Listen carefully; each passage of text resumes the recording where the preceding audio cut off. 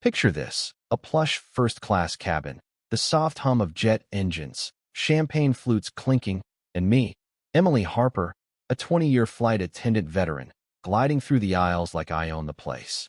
I've seen it all: tantrums, tycoons, you name it, and I always keep my cool, my smile polished, my blonde bun tighter than a drum.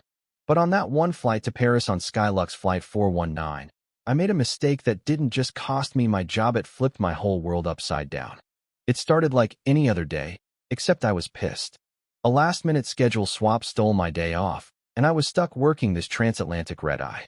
I'm serving the usual crowd suits, socialites, the kind of people who tip with a nod and a black card. Then she walks in, Maya Ellis, tall, black, in this killer emerald green blazer that screams quiet money. Her braids are perfect, her vibe calm, like she's got nothing to prove. But something about her, maybe the way she carries herself, that unshakable confidence, gets under my skin. I don't know why, but it does. I'm at the cabin door, checking boarding passes, and when Maya steps up, I don't smile. "Boarding pass, ma'am?" I say, my voice sharp, like I'm a cop asking for ID. She pulls out her phone, shows me seat 1, prime real estate, the kind reserved for VIPs. I squint at the screen, at her name, Maya Ellis, and I'm thinking, really? 1B? My gut twists, and I don't even realize it's prejudice creeping in, whispering she doesn't belong. "This way, Ms. Ellis," I mutter, barely hiding the edge in my tone. She just nods, slides past me, and settles into her seat like she's been there 100 times. The flight takes off, and I'm in my element chatting up Mr. Coleman, a chatty hedge fund guy, pouring extra wine for Mrs. Langley, the lady with the pearl earrings. But with Maya, I drag my feet. I skip her row when I'm handing out drinks, fussing over Coleman's steak preferences instead. When I finally get to her, she's got earbuds in, reading something on a tablet. I stand there, waiting, like it's a power move. "Ms. Ellis," I say, loud enough to make heads turn. She pulls out an earbud, looks up, calm as ever.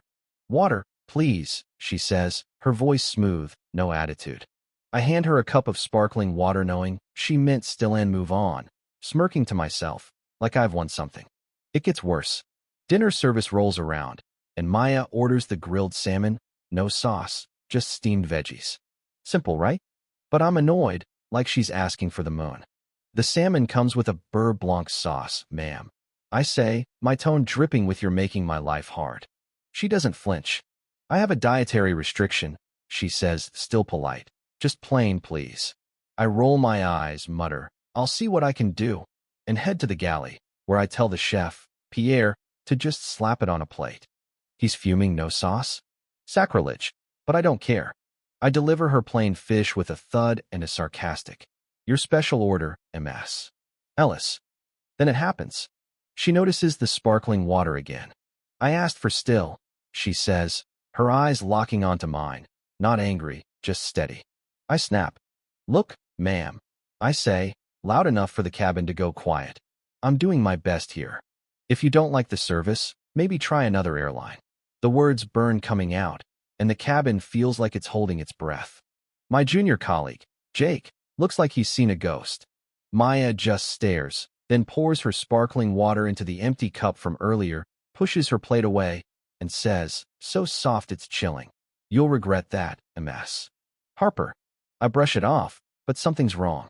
The other passengers, Coleman, Langley Theory, giving me side-eye. I avoid Maya's row for the rest of the flight, letting Jake handle her. When we land in Paris, I'm ready to bolt, but there's a crew waiting at the jet bridge, 2 suits and a security guy. They're not here for Coleman or Langley. They're here for Maya. A silver-haired exec steps forward, all deference. "Ms. Ellis, welcome to Paris." She glances at me, her voice cool as ice. The service was educational. My stomach drops. Then she says it. "I'm Maya Ellis, the new CEO of Skylux Airlines." The world tilts. "CEO?" The woman I snubbed, mocked, dismissed my boss. The suits turn to me, and one says, "Ms. Harper, you're needed for a debrief." I'm escorted to a Stark airport office, where the head of HR, Mr. Daniels, and the comms director, Ms. Vaughn, who I mistook for just another rich passenger, lay it out. Passengers have already called in complaints. Jake confirms everything. My denials: she was difficult, fall flat. They suspend me on the spot, and a week later, I'm fired. 20 years, gone. My return flight to New York? Economy, cramped, humiliating. The fallout's brutal.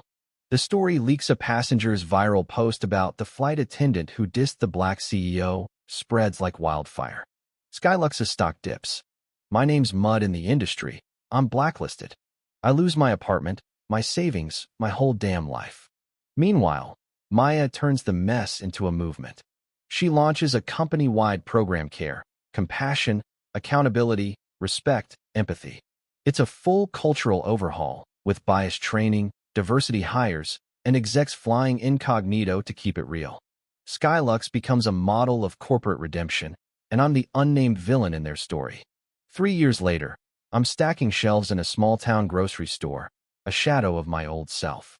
I'm ringing up customers, head down, when I hear her voice. No. Thank you. I found it. It's Maya, in jeans and a raincoat, holding oat milk. My heart stops. I could hide, but I don't. MS. Ellis, I choke out. I'm so sorry. What I did was wrong, cruel, prejudiced. Losing everything taught me humility. I don't expect forgiveness, but I need you to know I'm not that person anymore. She looks at me, really looks, and says, "Thank you, Emily." It takes courage to say that. I see you've grown. She nods, walks away, and I'm left lighter, like I've shed a ghost. That flight changed me, but it also changed an airline and maybe more. So what do you think? Was my punishment fair, or too harsh? Have you ever seen bias play out like this in your own life? Drop a comment, share your story, and let's talk about what it takes to make things right.